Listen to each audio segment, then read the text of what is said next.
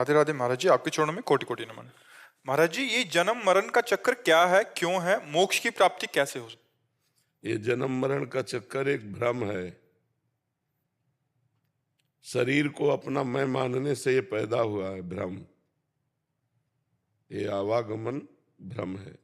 जासु कृपा सब भ्रम मिट जाई, गिर जा सोई कृपालु रघुराई। जिनकी कृपा से भ्रम मिट जाता है, ये भ्रम है। गुरु प्रसन्न साहब अनुकूला, मिटी सकल कल्पित भय शूला।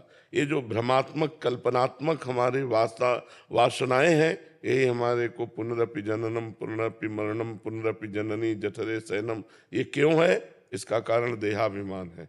मैं स्त्री हूँ, मैं पुरुष हूँ, इस भाव को स्वीकार करके जो हम बर्ताव करते हैं, यही हमारे जन्म मरण का हेतु होते हैं। और इससे छूटने का उपाय है सदगुरु की शरण लेकर उनके द्वारा बताई हुई मंत्र उपासना में निरंतर अपने चित्त को जोड़ा जाए, तो हमारे हृदय में भगवान की कृपा से ज्ञान प्राप्त हो जाएगा।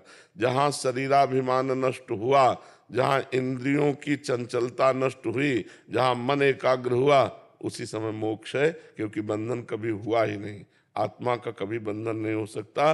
तो जैसे सोए हुए पुरुष का कोई गला काट रहा हो तो उसको किसी भी तरह नहीं बचाया जा सकता। एक ही उपाय है, केवल उसको जगा दिया जाए। समझ रहे हैं?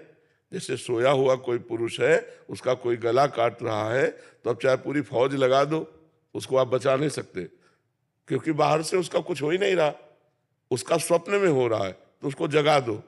ऐसे ही चाहे जितने झाड़ फूंक जंतर मंतर बांध लो, आवागमन से मुक्त नहीं हो सकते। एक ही उपाय है, ज्ञान में जग जाओ। ये ज्ञान हो जाए कि मैं शरीर नहीं हूं। देखो अभी 50-50 वर्ष हो गए, एक सेकंड भी हमें ज्ञान नहीं हुआ कि मैं शरीर नहीं हूं।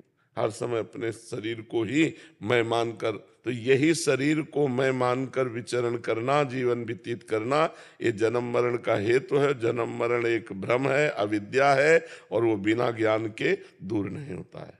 समझ पाए आप?